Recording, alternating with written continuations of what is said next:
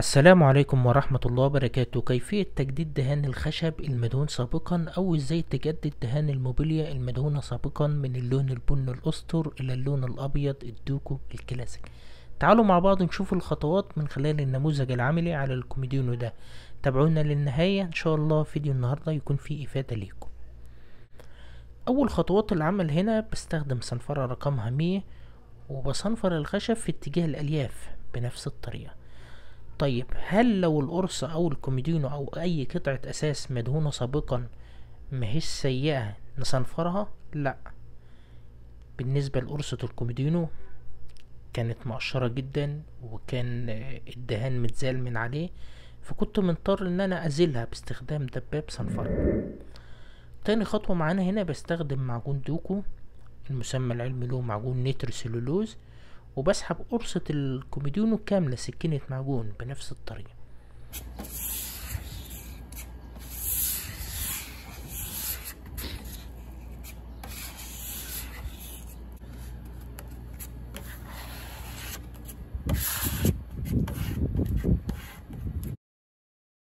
باقي الكوميدينو هيكون عبارة عن تلقيط فقط بنفس الطريقة. زي ما وضحت لحضراتكم، قرصة الكوميدينو كانت مقشرة، فكنت مضطر ان انا ازيلها باستخدام الصنفرة. لو قطعة الاساس عندك مش مقشرة او ماهيش سيئة زي جنب الكوميدينو كده، هيكون تلقيط فقط. تمام كده.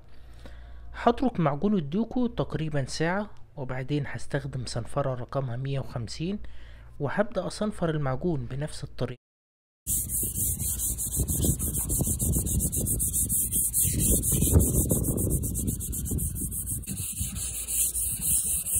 بحيث ان انا ابدأ اساوي المعجون مع الخشب بالكامل بنفس الطريقة.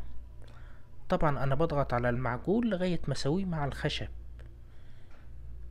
زي ما حضراتكم شايفين ده الشكل النهائي للكوميديون.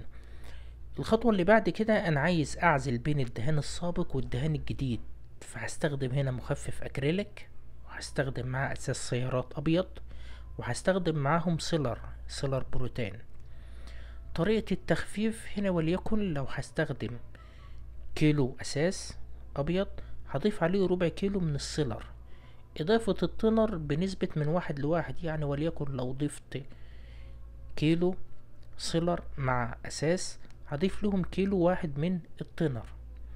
طريقة الاستخدام باستخدام مسدس الدهانات. الدهان الناري ما ينفعش نستخدم له فرشة او رولة، لا، الدهانات النارية بنستخدم ليها مسدس الدهانات. احنا عملنا فيديو سابق على القناة لخطوات استخدام مسدس الدهانات، لو عايز تشوف الفيديو ده هسيبهولك في علامة الاي فوق. زي ما حضراتكم شايفين انا ببدأ ارش طبقة او طبقتين وتلاتة لغاية ما استر الخشب بالكامل بنفس الطريقة.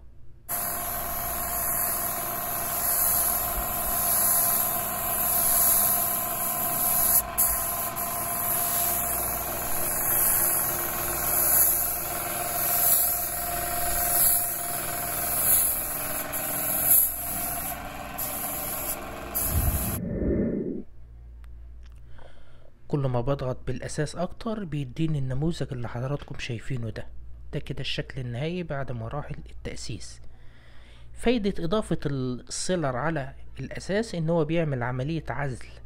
لو رشيت الاساس فقط ممكن يكون الشغل المدهون سابقا في زفارة، ويبدأ يعمل معايا عملية تفويش. فمهم جدا انك تستخدم السيلر مع الاساس علشان يعمل معاك عملية عزل بين الدهان السابق والدهان الجديد.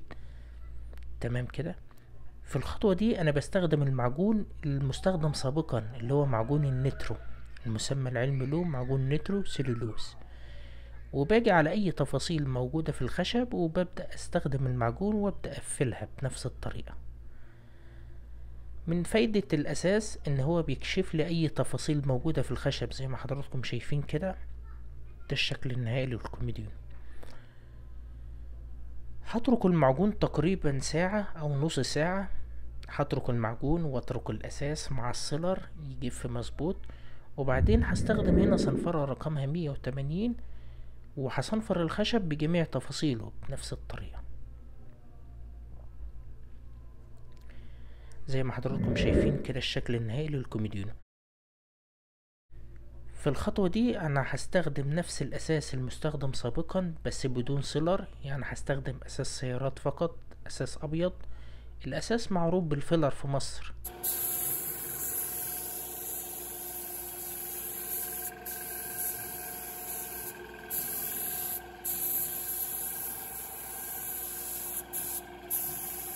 بعد ما راح المعجون لازم نرش طبقتين او 3 طبقات علشان نستر المعجون مع الخشب بالكامل، علشان الخشب يكون مهيأ معانا لمراحل التشطيب اللي هنشوفها مع بعض.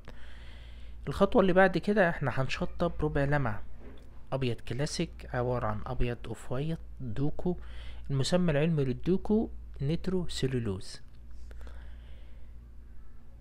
هستخدم هنا ابيض مطفي دوكو، وهستخدم معاه ابيض سيارات لامع، وهبدأ اضيفهم مع بعض بنسبة قد ايه هنا، وليكن انا عايز ربع لمعة، فهاخد جزء بسيط بس من اللامع وابدأ اضيفه على المطفي. يعني وليكن لو هستخدم كيلو مطفي هضيف عليه ربع كيلو من اللامع. درجة اللون الأوفايت هتطلع معانا من اللون الأصفر ومن اللون البني ومن اللون الأسود.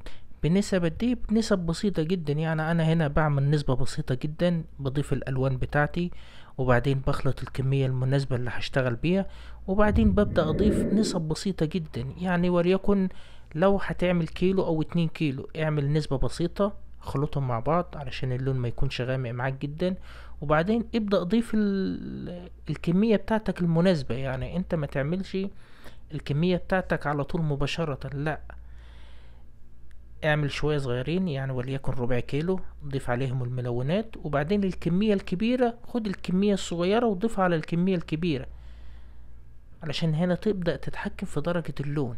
تمام، يعني عشان اللون ما يطلعش معاك بيج.